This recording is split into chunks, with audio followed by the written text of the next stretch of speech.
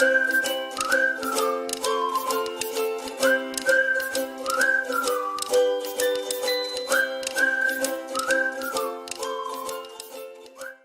friends, welcome back to Exploring Art.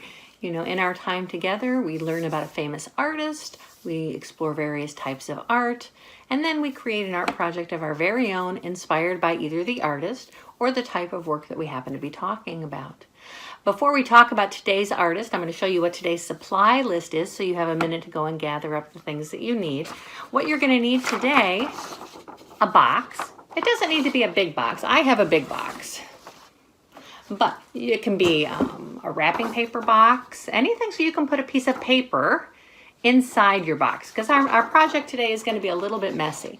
So you need a box, and you need paper, and you need your tempera paints. Remember, tempera paints are the ones that usually come in little bottles, okay? And like 2 or 3 of your favorite colors. So go ahead and gather your supplies, and while you do that, I'll get ready to tell you about today's artist. Our artist for today is Jackson Pollock. There he is. Now, Jackson Pollock was an American artist. We've talked about Dutch artists before, and we talked about French artists before, but today is our first American artist. And he was born in 1912. He was a major figure in the abstract expressionist movement, and he was widely noted for his technique of pouring paint onto a flat surface as opposed to painting up on an easel. This allowed him to see and paint his canvases from all angles, and many consider him to be America's greatest modern painter. Let me show you a piece of his work.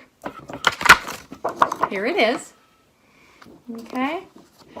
What's similar to Mondrian's work? Remember last time we talked about Mondrian, right? They're both abstract. It doesn't really look like a picture of anything that we know, right? But it is a picture. It is a creation. What does it make you think of?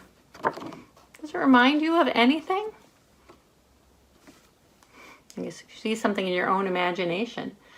For me, I like to call Jackson Pollock's style of work drips and drops. Can you think of why I might think of it that way in terms of drips and drops? Right. It's very abstract. It's not a particular picture of anything, but it is a drip and drop to me. So some stories that I have used for inspiration with this is books about spring, because in the springtime it rains a lot. So there are lots of drips and drops. So books like Spring for Sophie, or Raindrops, A Shower of Color, or Spring, Raindrops Fall Almost Every Day. Anything that drips and drops was kind of my inspiration for our project today in the springtime, using our stuff from Jackson Pollock. So now I want you to go and grab your messy tray, okay? You have your piece of paper. Do you have your box? You might not even actually need your messy tray today. Let's move our messy tray out of the way. We might need our box. And we're going to put our piece of paper inside our box. That way, if we make drips and drops, it gets in our box. It doesn't get all over our table or on the floor. I don't think moms and dads would really like that. And then you're going to pick 2 or 3 of your favorite colors. Now look at Pollock's work here. He used black, he used red, he used white. Just like Mondrian, the very bright primary colors.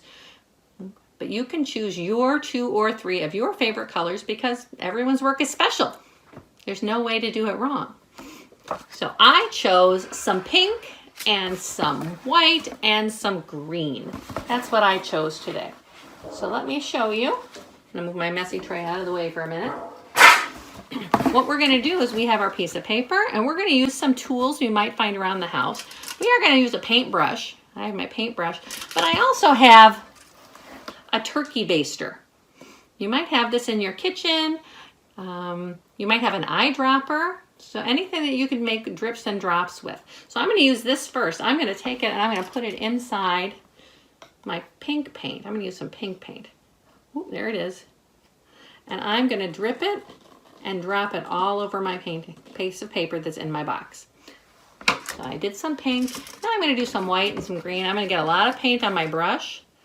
And I'm just going to shake it inside my box, not on the floor. Inside my box.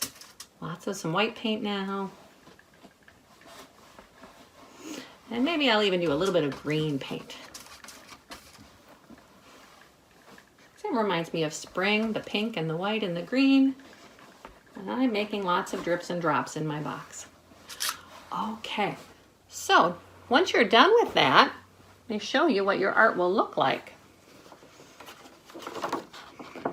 There, do you see the drips and the drops? Can you see why I was calling his artwork drips and drops? Let's take a look at his picture.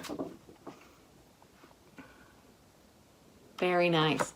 So remember, you are the artist. Today we learned about the artist Jackson Pollock and his abstract work. Or it doesn't have to look like anything. It's art, and you are the artist, and you can create your art however you want, inspired by our artist of the day. Have a great day. I'll talk to you next time.